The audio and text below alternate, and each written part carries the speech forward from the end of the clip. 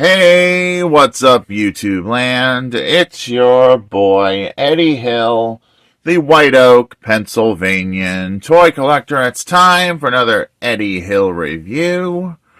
It's review time, people. And today we'll be reviewing Roxy Wolf from Five Nights at Freddy, from the Grandma Gang, and a couple of G.I. Joe figures. We got a Venom vs. Valor, or Spy vs. Baroness, and Metalhead from the 1980s, G.I. Joe.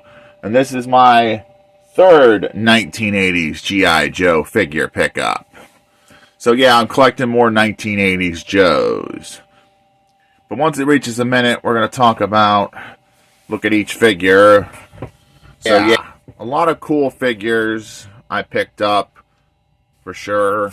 But now it's been a minute, we're going to look at the first one, Roxy Wolf here. And she has a keyboard guitar, and the packaging on her looks really nice. Security, Five Nights at Freddy, and Roxy Wolf.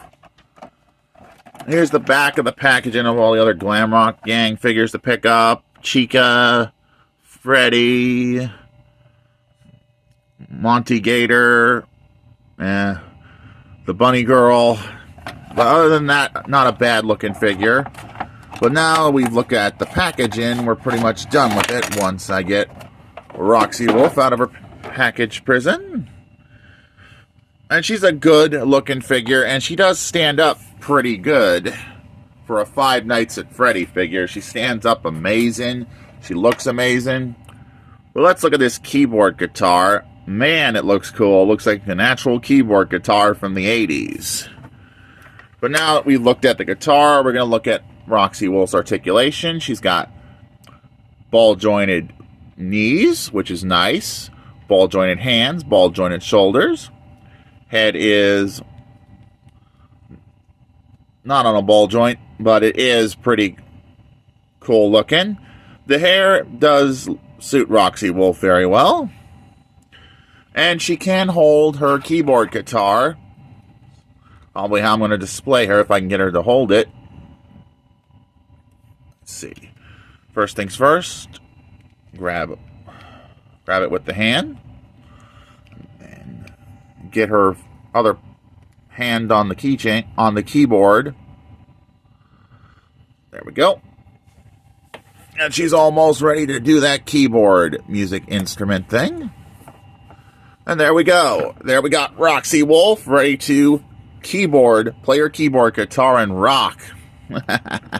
As the saying goes. And you know YouTube, I love to say rock on and rock out. Roxy Wolf is ready to go rockin'.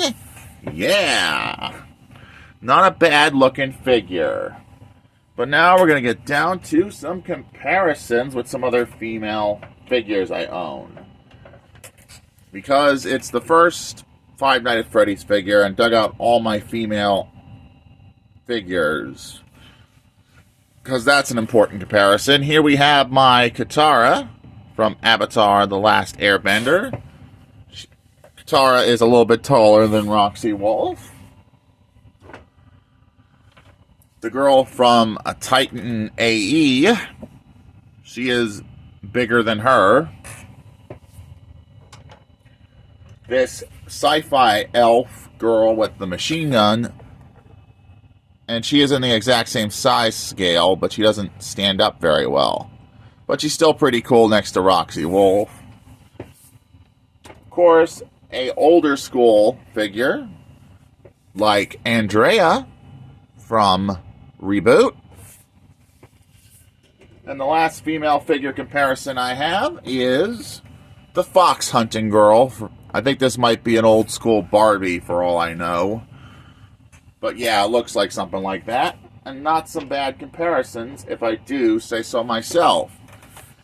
Is Roxy Wolf worth getting if you're a Five Nights at Freddy fan? I think so, yes.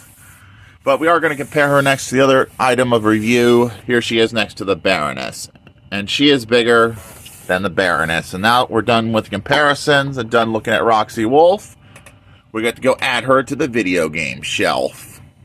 which you will see that this month with Roxy Wolf on the video game shelf, because she is definitely my favorite character right now. I didn't think I'd get into her that much, but she is definitely a cool one.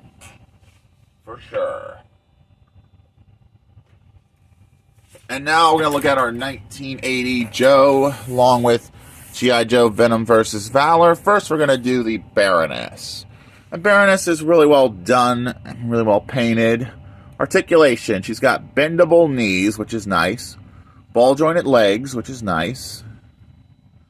Hinge joints on the arm, which is good. A lot of hinge joints, but no ball joint at the head. But not a bad looking figure. And now we're going to compare her with the other Venom vs. Valor figures I own. Here is the Venom vs. Valor Cobra Trooper. The other Cobra guy from Venom vs. Valor might be Night Creep. I think he's supposed to be Night Creep. But other than that, not a bad looking comparison, if I do say so myself. And, of course, with some 1980s Joes.